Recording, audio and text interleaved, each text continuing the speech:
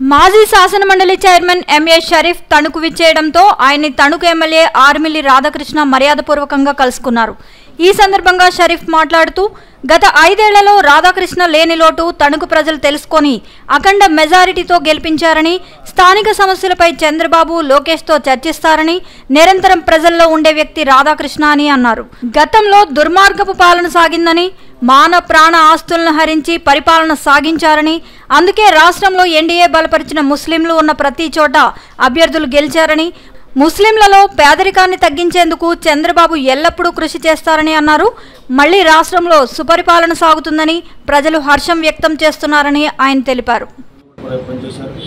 రాబోయే రోజులు కూడా ఈ తణుకు ప్రజలు ఇక్కడ ఉన్న స్థానిక సమస్యలు పరిష్కరించుకుంటూ ఆయన కృషి చేస్తారు. ఆయనకి చంద్రబాబు నాయుడు దగ్గర కానీ లోకేష్ గారి దగ్గర మంచి గౌరవం ఉంది.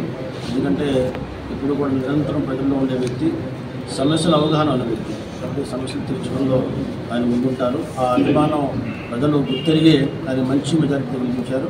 ఆయన్ని నేను హృదయపూర్వకంగా నేను అభినందిస్తున్నాను. ఏదైతే గుంటూరులో జరిగిన విషయం ఏదైతే ఉందో అది వ్యక్తిగత విషయాలవి, అది కులం పరంగా కానీ పార్టీ పరంగా జరిగింది కాదు.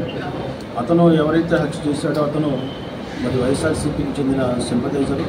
ఆ తర్వాత వాళ్ళ పడక తెలుగుదేశం పార్టీకి వచ్చాడు. కానీ ఏదైతే వాళ్ళలో ఉన్న మరి కొన్ని వ్యక్తిగత విభేదాల మూలంగా అది జరిగింది తప్ప తెలుగుదేశం పార్టీ కానీ తెలుగుదేశం ప్రభుత్వం కానీ ప్రజలు దానికి సంబంధం లేదు. ఈరోజు దాన్ని వేలెత్తి చూపి ఈరోజు మాట్లాడే ప్రయత్నం చేస్తున్న జగన్మోహన్ రెడ్డి గారు మాట్లాడే అర్హత లేదానికి. ఎందుకంటే వైఎస్ఆర్సీపీ హయాంలో ముస్లింల మీద చాలా దాడులు జరిగినాయి, చాలామందిని మరి హతమార్చారు, చంపారు. అక్కడే పక్కనే నర్సరావుపేటలో ఒక పెద్ద మసీదు స్థలం విషయంలో జరుగుతున్న అన్యాయాన్ని అడిగినందుకు నడి రోడ్డు మీద చంపిన పరిస్థితి వైఎస్ఆర్సీపీ వాళ్ళు ఉండాల్సి చంపిన పరిస్థితి.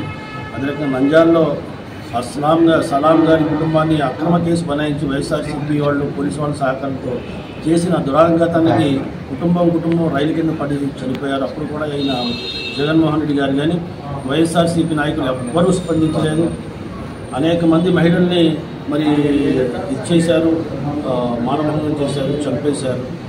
కానీ వీళ్ళు ఎవరు స్పందించలేదు. సుమారుగా 100 సంఘటనలు జరిగినాయి. 100 సంఘటనలు ముస్లింల యొక్క మాన ప్రాణ ఆస్తుల్ని హరించారు.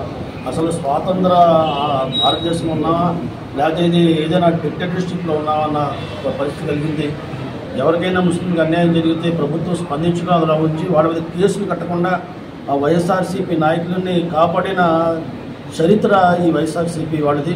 ఈరోజు ఒక వ్యక్తిగత కారణాల మూలంగా వాళ్ళలో ఉన్న మరి అక్రమ సంబంధాలు అని కూడా చెప్తున్నారు.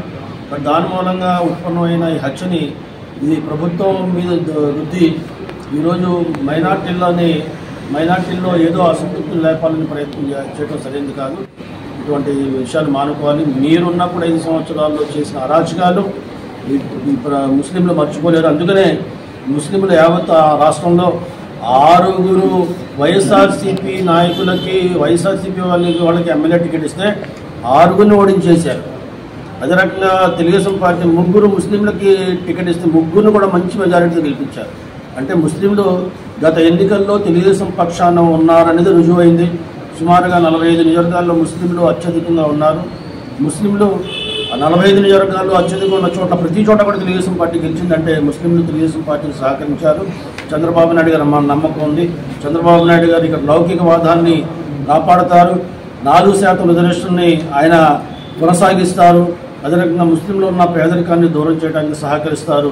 మసీదులు కట్టే దాంట్లో కానీ, ఇమాములు జీతంలో ఇవ్వడంలో కానీ, అదే రకంగా హజ్ యాత్రకు వెళ్లే దాంట్లో కూడా చంద్రబాబు నాయుడు గారు ముందు నుంచి సహకరిస్తూ వచ్చారు. ఇప్పుడు కూడా ఆయనే సహకరిస్తారనే పూర్తి నమ్మకం ఈనాడు ముస్లింలో ఉంది. అందువల్ల తెలుగుదేశం పార్టీ ముస్లింలకి మరి రాబోయే రోజుల్లో పెద్దపీట ఇవ్వబోతుంది. ముస్లింలను అన్ని రకాలుగా సంక్షేమ పరంగా, ఆర్థిక పరంగా, విద్యాపరంగా, మరి ఆధ్యాత్మికంగా కూడా మరి సహకారాన్ని ఇచ్చే ఆలోచన ఏదైతే మేము నిర్ణయించామో, మేనిఫెస్టోలో చెప్పామో అన్నీ కూడా అమలు చేస్తాం. కాబట్టి ఈనాడు ముస్లింల మీద ఏదైతే ఒక ముసలి కన్నీరు కాలుస్తున్నారో ఈ ముసలి కన్నీరు ముస్లింలు నమ్మరు. మీరు చేసిన దురాంఘాతాలకి ఈనాడు మీకు గుణపాఠం చెప్పారు. భవిష్యత్తులో కూడా మీకు ఓటేసే పరిస్థితులు ముస్లింలు లేరనే విషయాన్ని సందర్భంగా మనం చేస్తున్నాం.